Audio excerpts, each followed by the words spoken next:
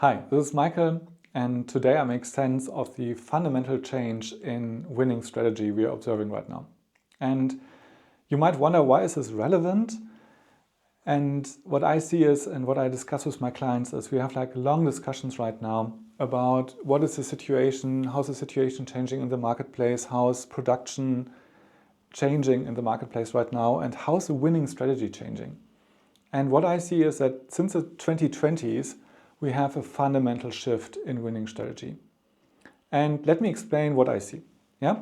So let's start with the 1920s and the situation we had there. And we had an amazing situation because in the 1920s, we discovered oil. And with oil, we basically discovered unlimited resources. Because suddenly we had the power to mine metals, to mine fertilizers, to ship it around, to do the logistics, to create cars and trucks. And we had all that. And with that, not only that, we had predictable supply chains, we had a stable climate, and we had simple customer needs. We had customers who were hungry for everything. Yeah? And in that situation, we started to develop something called mass industrialization. And mass industrialization is basically transforming material at scale. Yeah? And if you want to transform material at scale, you win if you're able to do blitz scaling. And for blitz scaling, you need a lot of money.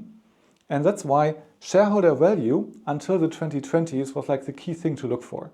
Because you get a lot of money to do the installations in plants and factories, to do blitz scaling, and to do mass production, only if you produce shareholder value. So the winning strategy in that situation was basically more. If you do more, the fastest, the biggest, you win. Yeah? So quantity wins, and we have a situation that's like winner takes it all. Yeah? And we have a lot of examples for this winner takes it all situation, like for example, Toyota produces the most cars, or Facebook has the biggest social media networks, or Google has the leading search engine, and whoever creates the biggest network or the biggest production capacity wins. Yeah, think Coca-Cola. Yeah, there's a lot of examples for that. So that was the situation and the strategy until the 2020s. And in the 2020s, something new happens. And what happens is that the first principles we are operating on fundamentally changed. And what changed is everything has peaked. Yeah? We have peak oil, we have peak metals, we have peak fertilizers, we have peak everything. So we don't have unlimited resources anymore. And not only that, the whole globalization is kind of getting disrupted. And with that comes unpredictable supply chains. And not only that, we have also unstable climate. Because, just look at the US and the rampant wildfires. We can't be sure that wherever you have a factory or a plant, that there won't be a natural disaster, wiping out your installation. And on top of that, the simple customer needs have been satisfied, so now we have complex customer demands. Yeah? Customers have become much more demanding and much more complex. So what's the answer to that? The answer to that is something we call the creator economy and advanced production technologies, for example, 3D printing.